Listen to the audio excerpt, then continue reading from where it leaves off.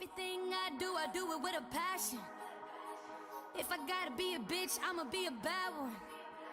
I'm AI with the Hey everyone, it's Michelle back here again with another video.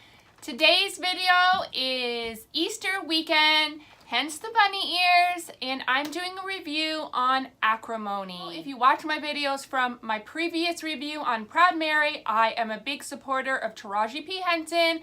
I have seen all of her movies. Go watch that review if you want to know more about different movies I've seen and what I thought of them. If you want to know the scoop on Acrimony and a few behind the scene clips that I got in the theater, please keep watching. Oh, and let's not forget, if you're new here, welcome. I'm Michelle. Lucky to have ya. And for returning subscribers, thanks again as always for watching. Now let's get into the video. Look at this awesome sweater. I'll show you the sweater that says Queen. Queen. Michelle's Empire, yo! Got some crowns on the hood. Isn't this awesome? So cute. Right off the top, I will tell you it is not what you're expecting. What they make you think it's like in the commercials, it's nothing like that at all. That little snippet makes you think it's going to be something else, but we'll get into it. The movie starts out as Taraji as a young girl in college, and it's not played by Taraji, it's played by some other girl and some other young boy. So Taraji meets this boy, she runs into him in the rain at her college. She's angry with him, but he comes, brings her back the few papers that she had dropped in the rain, and kind of starts to fall for him, realizes how attractive he was, and then right after, her mother passes away. He shows up to the meeting after the funeral, the wake. You know, she's very thankful, and she's in a very vulnerable place. So he goes to leave, and he had walked all the way there from the train, so she offers to give him a ride home. She realizes he lives in a trailer, so she goes into the trailer and finds out a little bit more about him. He lost his parents, he was raised by his grandmother, the grandmother passed away, and then he was living with his aunt. She was allowing him to stay for free on her lot in his trailer. He was paying student loans and things to get to go through school and scholarships because he was very smart. So he was trying to make this battery that would have made his dreams come true and made him be worth a lot of money if he could get this prototype to work. Taraji ends up falling for him super duper fast. She gives him her virginity. After she loses her virginity to him, she goes and buys him a car.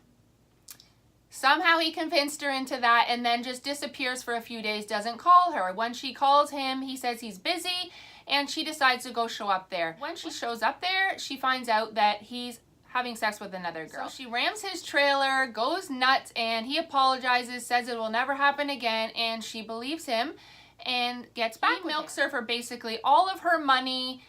She ends up marrying him, spends all of her money on this prototype, on this battery thing that he's trying to create.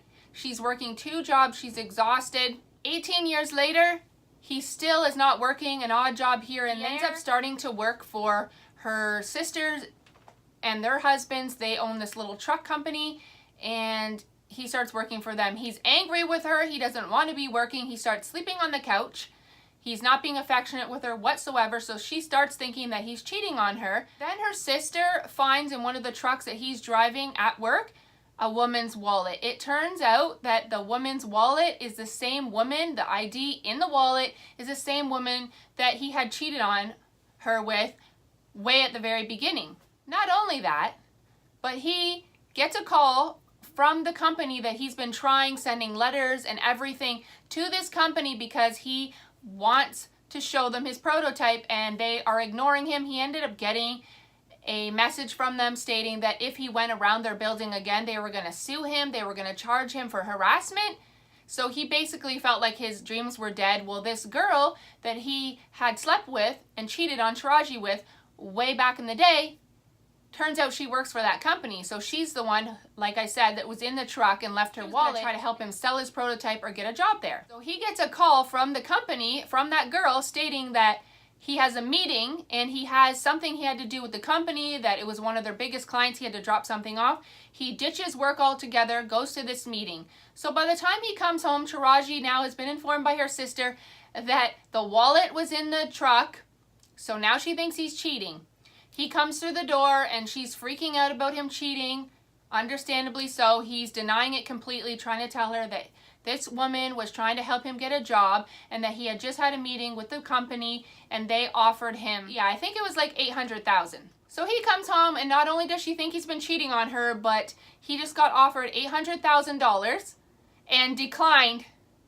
Said no, he passed up the money. They were losing their house. They were having to foreclose their house. So she was pissed. She said she's done. She wants a divorce.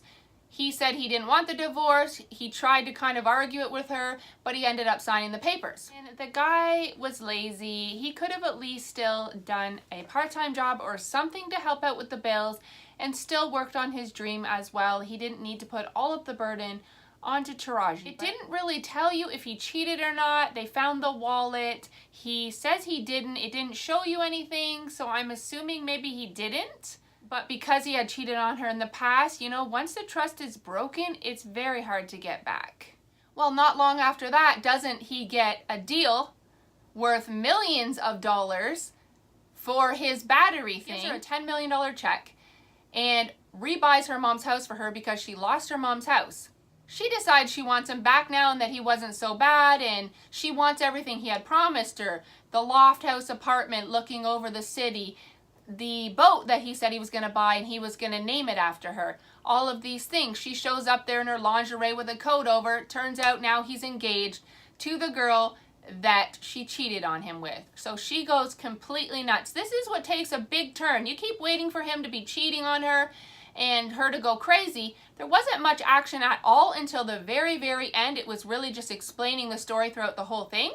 It made it like Taraji had a sickness. Like anytime she would get angry, she would not even be able to think straight and she would just act out in crazy ways. Like what she did when she caught him cheating before, ramming the trailer home right off of the wheels, knocking it right over with her truck. I mean, he deserved it, but just things like that she kind of lost it. She starts stalking them, sending messages to his new fiance, nasty messages through the internet. They end up having to get a restraining order against her. The girl ends up pregnant. That's something else. When she rammed the trailer, steering wheel hit her stomach so hard that she had internal bleeding and had to have a hysterectomy. So now she was only 21 at that point, and now she could never have babies. That was really hard. Now this woman, his new fiance, is pregnant by him. They're getting married. She's feeling like everything that she ever wanted with this man. She waited 18 years. She divorces him, and now he's got all this money. He's doing good. He's working now. And now this woman gets to reap the benefits of all the hard work she put in, all the money she put in. I guess she calculated it up that it was like just over $1 million that she had loaned him, but also paying all the bills for 18 years and stuff. $10 million is a lot of friggin' money. But I guess it was the principle to her that she just felt like this woman is getting her life. All this time she was working like a slave, working 2 jobs while he was so busy trying to make this battery thing happen and feeling very neglected. And now things finally come true for him and now they're not together. But she did leave him. It's kind of a weird one. Like I wasn't really expecting that. Like he wasn't really doing anything bad to her, but she was just so hurt that he was moving on now and doing good in life that she started getting crazy. And that's when the action kind of takes place.